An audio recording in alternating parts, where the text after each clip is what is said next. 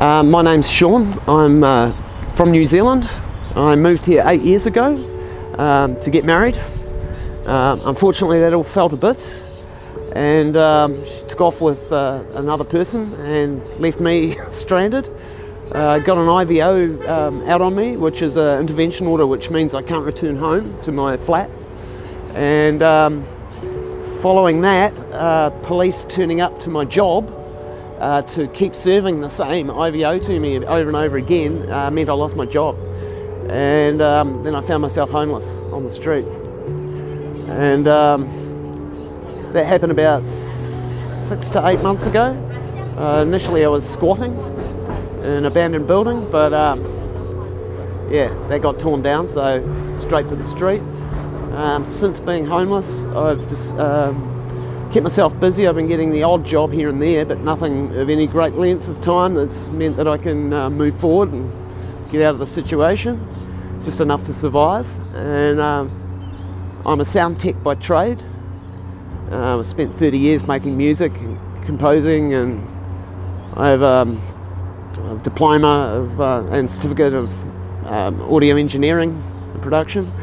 And I did, the last work I did of that was in August last year. I did sound design for 2 different plays at the Fringe Festival, which was here at the Arts Centre in Melbourne.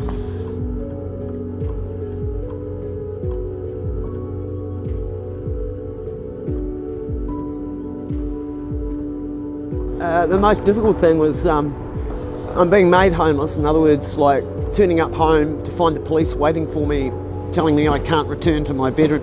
It never happens at a time, that's convenient. It's always like 1 o'clock in the morning or something where you can't really ring people up and go, can I crash on the couch? So I did spend a couple of nights sleeping in parks until I made contact with people, because I sort of lost contact with a lot of people.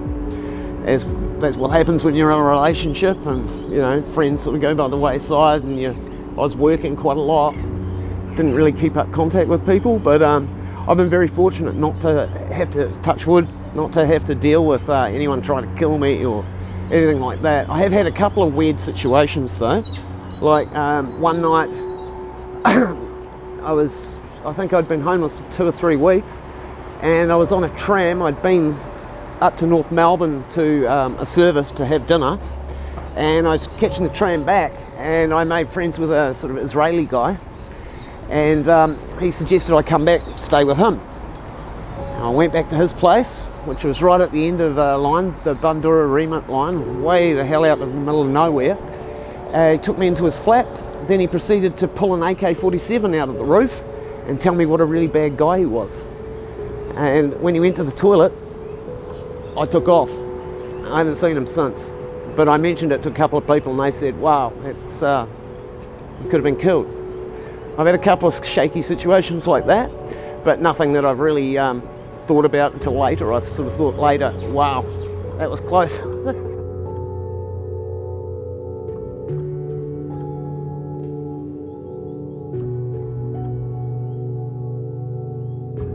In the late 90s and early 2000s, I travelled through Europe touring.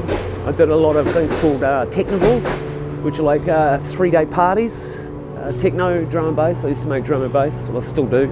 And that was a pretty good period, because I managed to spend about 3 to 4 months travelling overseas for nothing. Like basically, they took care of accommodation, food, and I got a per diem to keep myself in food and stuff like that.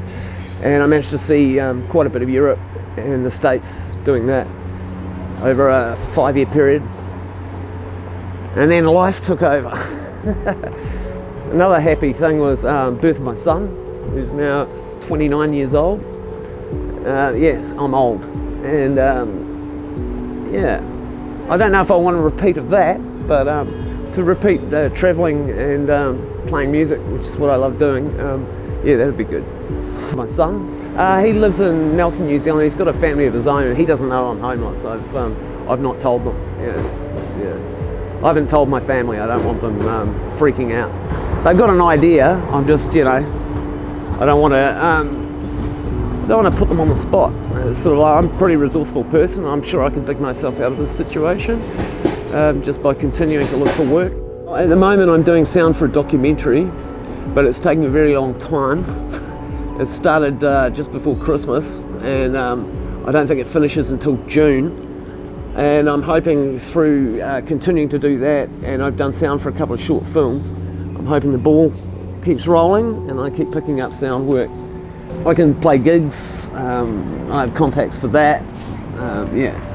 I basically, because I don't get Centrelink, because I'm a Kiwi and I haven't been here for a full 10 years, I don't get any help from the government at all.